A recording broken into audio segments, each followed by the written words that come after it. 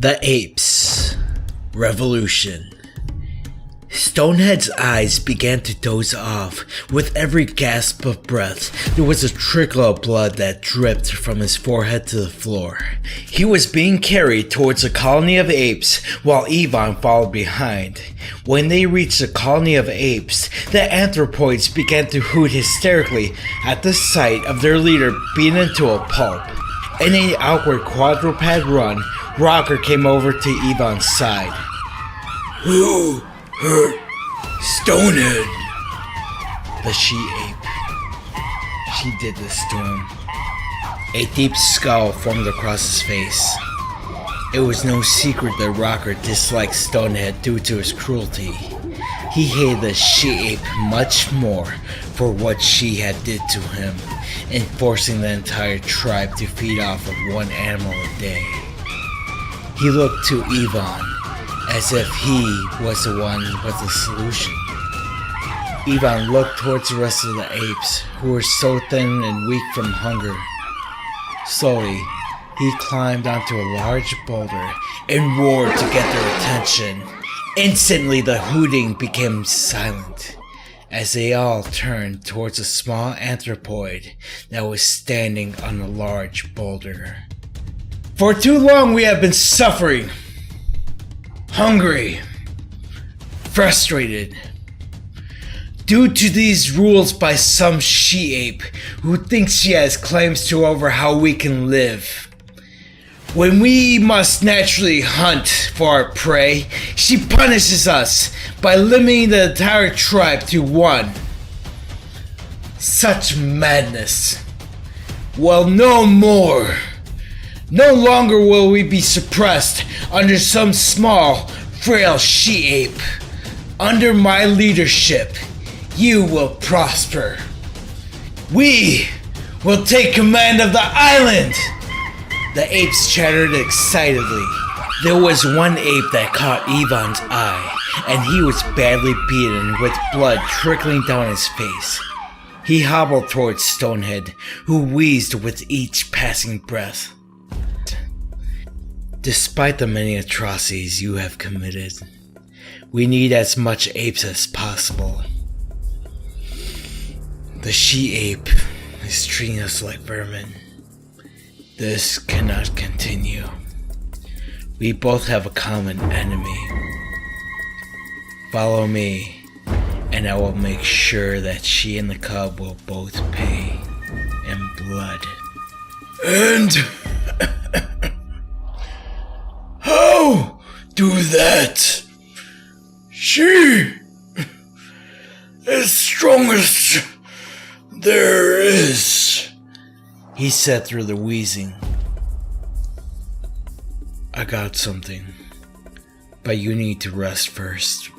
With that statement, he fell unconscious from the immense pain. With a wave of his hand, Evon commanded the apes to tend to Stonehead. Rocker hobbled towards Evon with a look of disgust. Why help him? He better dead. We need as much apes as possible. There's only hundreds of us. Especially if we are going against the she-ape. How we gonna fight her? You shall see. Gather the tribe. We are gonna meet by a particular mountainside.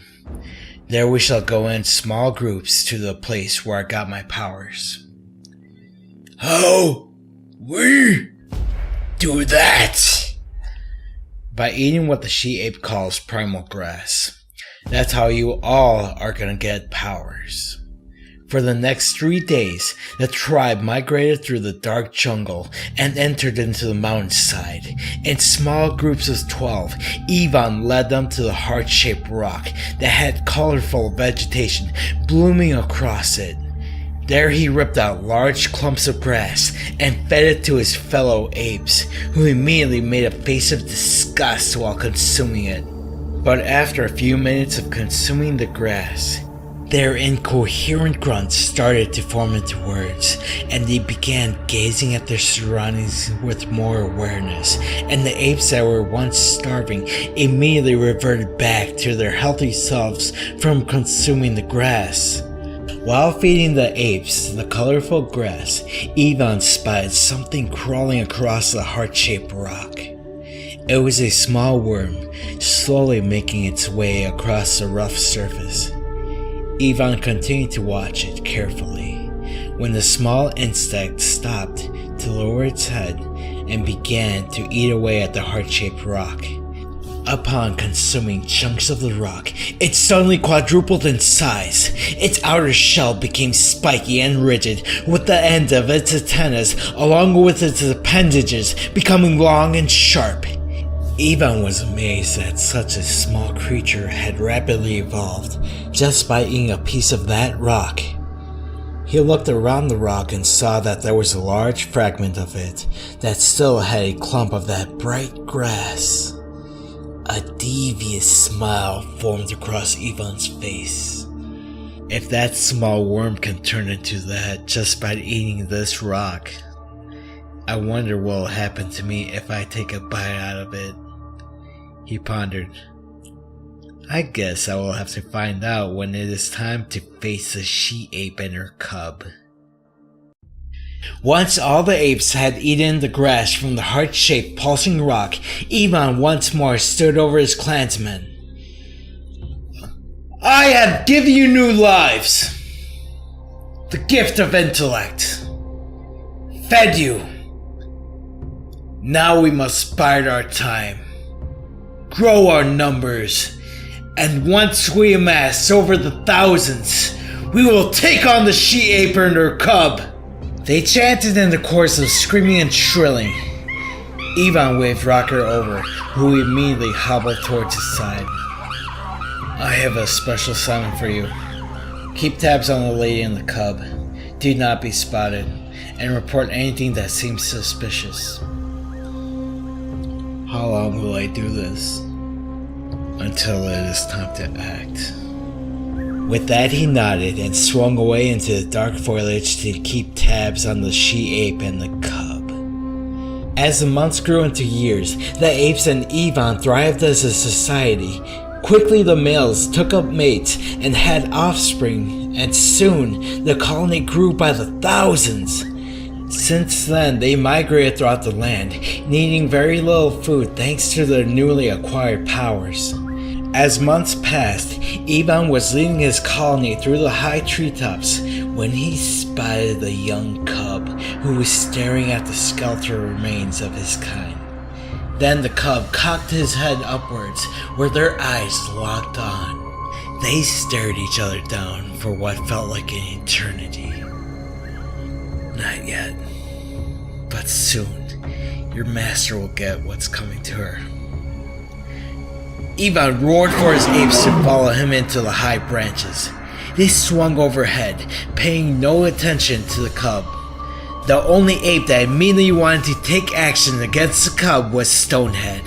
He had a deep scowl across his face. The further they got away from the cub, the deeper the crevices got, until finally he quickly swung onto Evon's side and demanded, He was right there! Alone without that bitch! We should have killed him! How many times do I have to tell you to stick to the plan?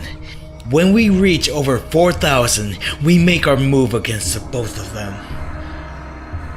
We already have enough to take down a whole horde of animals, and we have the intellect thanks to you. It is more than enough. No, it is not. She took us down without any problem, Stonehead, and I have a feeling she was not even trying. I can only imagine what she can do against all our kin if she went all out. We need to see when our enemies at the weakest and exploit them. That is why Rocker is keeping tabs on both of them until the opportunity presents itself. Stay clear. I got something that will even the playing field. As you wish, Evon snarled. The next several days passed. Rocker finally came back to Evon with news. The boys in the cave high in the mountains. The cave itself has hundreds of animals, all trapped in ice. The boy is training on how to harness the power of flight. The power of flight? How is she teaching the boy how to fly? Well, from what I understand, they have to eat some rocks that have the power of the animal. Then they get access to that power. So that is how she can become so strong. And if he masters that, then this plan is for naught. The boy has terrible grasp of his powers. I would give it 5 years before he masters at least a power. Also, I overheard in the conversation that the she-ape is dying very soon due to growing older with age. She told it to the cub. Evon's face lit up with curiosity. Is that so? When will that be?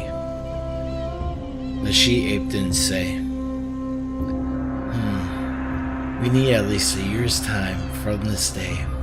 I am so close to achieving my army that could topple the she-ape and the cub. What would you do with that said army, Evon?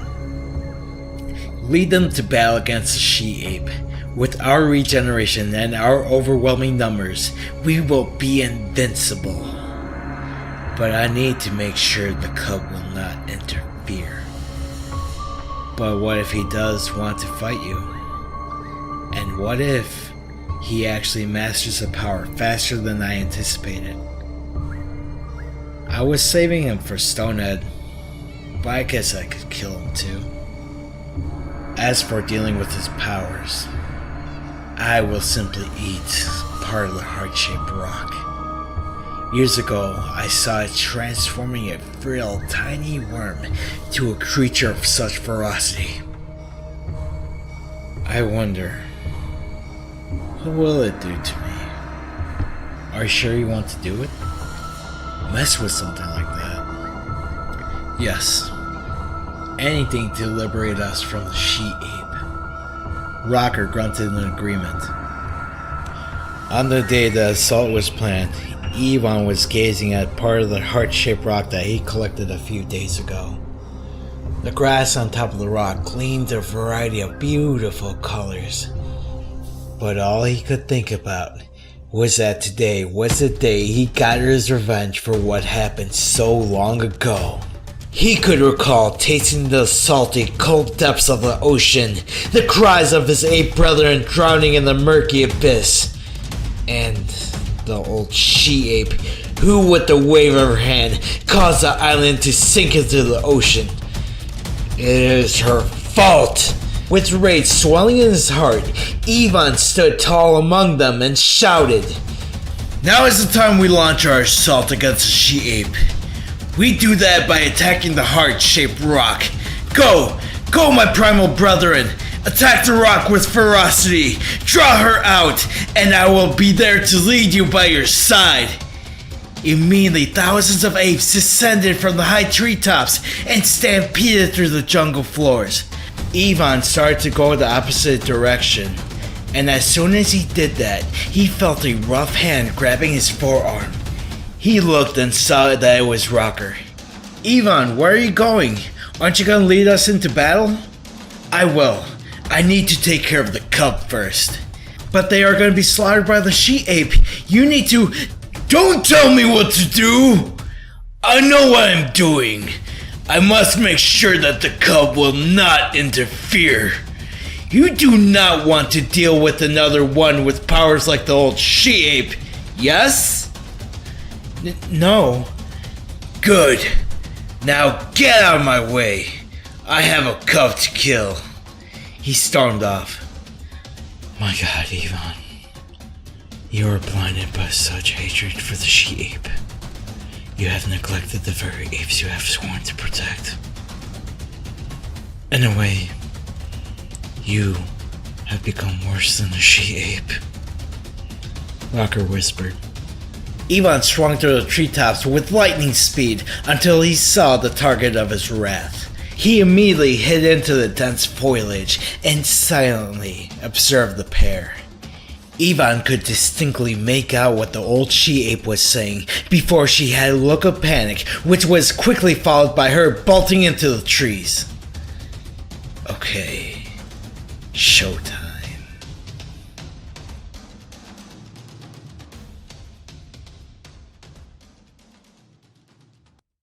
Thank you so much for looking at my content, and be sure to hit the subscribe button if you want to see more, and the notification so you know when it's out. Yeah, so thank you so much once again, and peace.